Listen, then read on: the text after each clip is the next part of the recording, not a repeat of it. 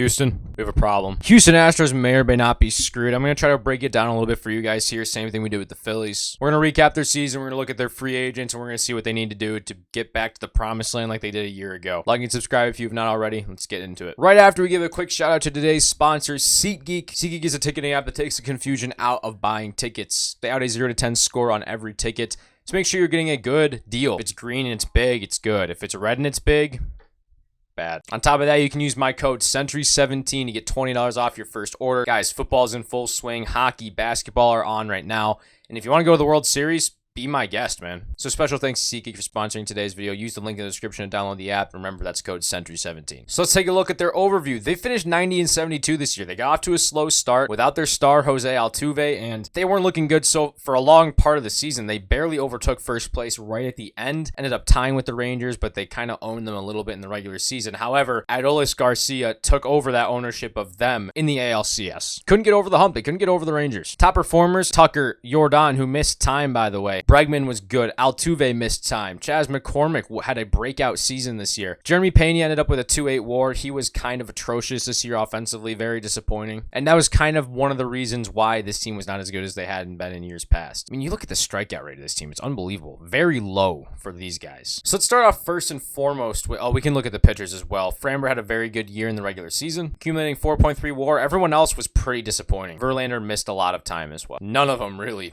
perform in the postseason, to be honest with you. The elephant in the room is that they really need to re-sign Kyle Tucker like now, because I don't know if you're going to get both Bregman and Altuve back. I don't know if you're going to want to, like, if, I don't know, it's tough. The glaring one is give Kyle Tucker 10 years for like $300 million right now. He deserves it. Year after year is giving you incredible seasons in every single way possible. On top of that, you might need to look at trading away one of your young outfielders for a pitcher. This team's pitching is what let them down. The great Houston Astros pitching let them down. Javier had a very disappointing season. Hunter Brown started off well, and then it fell apart on him very, very quickly. Verlander, he just got there. We'll see what he gives them next year. I would assume a very good season. JP France looked good at times. Overall was solid, but nothing to get super excited about, especially after what he did in the postseason. You look at what this team has going free agent-wise. Martin Maldonado, their catcher behind the plate. Michael Brantley, they're kind of their mainstay in the outfield, just an overall super solid hitter.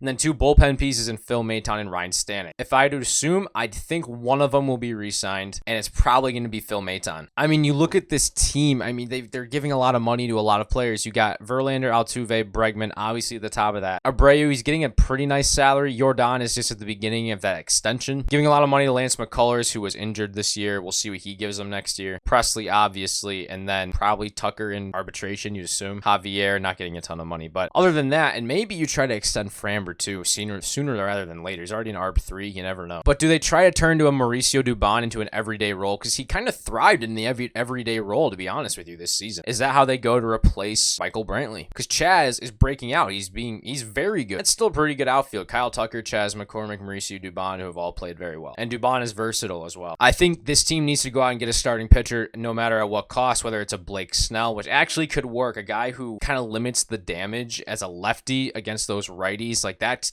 probably could be very, very helpful for them. And again, his numbers might inflate because of the Crawford boxes, but you never know. They need to just be done with Martin Maldonado once and for all. Yainer Diaz has been very, very good for them. Not really sure why they didn't give him a full chance. Go get some weird backup catcher. You don't need to get Maldonado back. So that's another key. They just got to give Yainer Diaz a chance, man. Sign a starting pitcher. This offense is fine. They're loaded everywhere. Even if you let Brantley leave, you're fine. He was out most of the year. If you really find him to be super important, I get it. You can sign him back for probably around $8 million. In fact, let's find out. Okay, he was at 12, so he's probably going to be around 10. So, I mean, do what you will with that. That's what I would do if I'm this team. There's not really a ton more. The bullpen is good. While in the playoffs, they kind of brought in their starters, kind of. So you definitely, I could see them adding some depth to the bullpen, as every contender does every offseason. Overall, it's a starter, and it's giving Yainer Diaz a chance and probably letting Brantley walk and letting Mauricio Dubon get a full season of play. To be honest, I don't have much more to say on the matter, so looks like that's going to do it. Thank you guys so much for watching this video. If you did enjoy, remember to leave a like as well as subscribe. Make sure you guys join me for the World Series live streams right here on this channel. We'll be starting Saturday night. I will not be there for Friday. Thank you guys so much for watching. Have a great day. Subscribe.